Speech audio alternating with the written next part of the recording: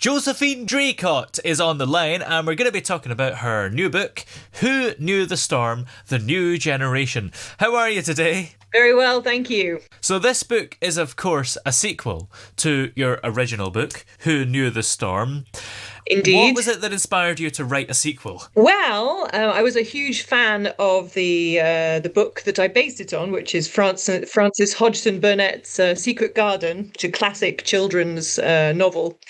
And I often wondered as I read it, I've reread it several times as an adult, what happened to the characters at the end of the story? You never find out. So that's where it came from. I just thought, I wonder what happened to them. And then the story began from there. And did you worry that you would maybe ruin the story, or would you not have released it or not even thought about it unless you knew? I did my research. I did my research, and I found out that people have actually written sequels to The Secret Garden already. But one of them was actually a sequel for children, and it took place many years later during the Second World War, I believe, and was completely different. The other one, the reviews were so bad, honestly, that I didn't read it. But my book is actually not targeted at children.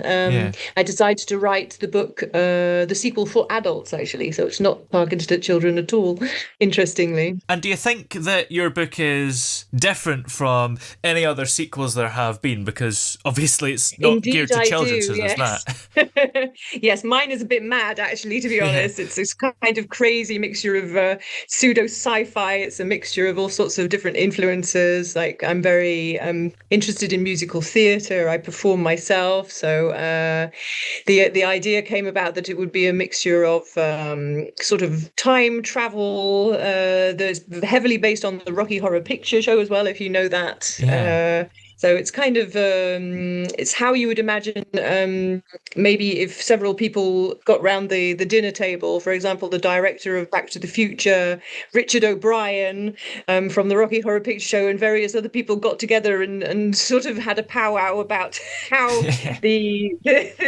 sequel to The Secret Garden would be. It would be a bit like that. So it's kind of a bit crazy. It's very wacky, quite light-hearted as well, I think. So indeed.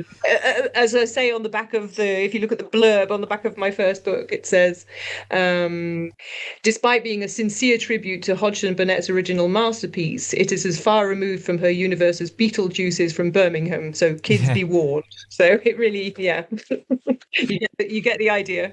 Without giving too much away, what is the overall plot of this sequel? The children get whisked away at the beginning of the book to a different dimension, shall we say, where they have a series of interesting adventures with a group of aliens.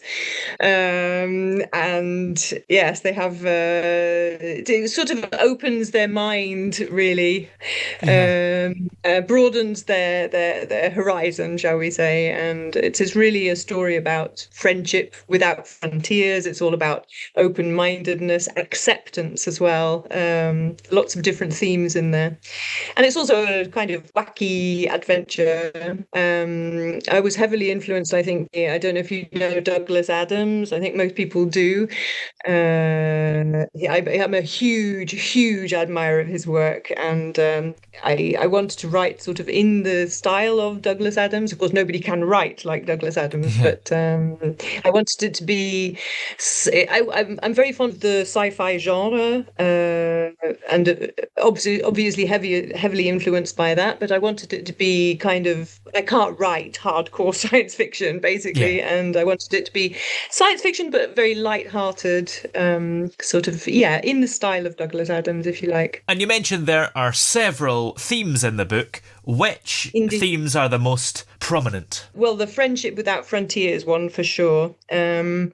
People who would normally never get together. Open-mindedness is another one. And also a fundamental belief in the interconnectedness of everything. This was a big theme of Douglas Adams as well. I truly believe as a person that everything is connected, and I think that is very, very obvious in my work. And do you think that your love for Douglas Adams's work was a big factor in you writing a pseudo-science fiction novel? Definitely, yes. Yeah. I would say that it's all his fault.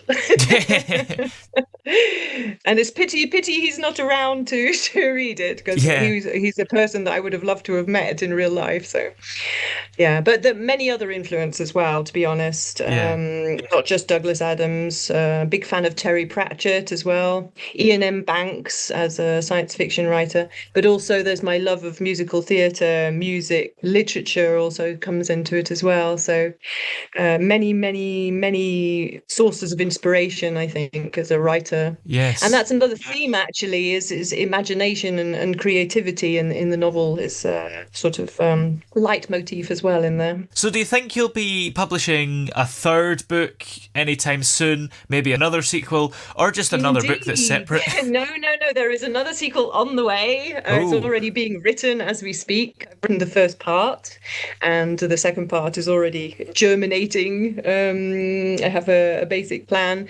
Yes, this time it's going to be. It takes the same characters again, but this time it's going to be sci-fi, an interesting mix of sci-fi and Greek mythology. Ooh. So I'm currently researching my Greek mythology Yeah. to get that up to speed, and hopefully it'll be at another wacky romp. Yeah. Sounds exciting. Yeah, I think I like the creative process of writing, and I really do find that you get inspiration from the most extraordinary places, and quite how it comes about, I don't know, but I'm Yeah. thoroughly enjoying the writing anyway. Well, in the meantime, where are we able to find this book, Who Knew the Storm, The New Generation, and also the one before that, Who Knew the Storm, and everything that you'd want us to find? You can find the book on various platforms, including, well, I suppose Amazon is the main one, Barnes and Noble, Waterstones, various others. They're available in paperback or electronic version also. If you type in my name, if you Google my name, you'll access them very quickly, because I have my own author's website now. So please feel free to have a look. Anyway, they're easily available. So Well, there you go. many thanks for talking to us today. It's been great to have It's you been an on. absolute pleasure. Thank you.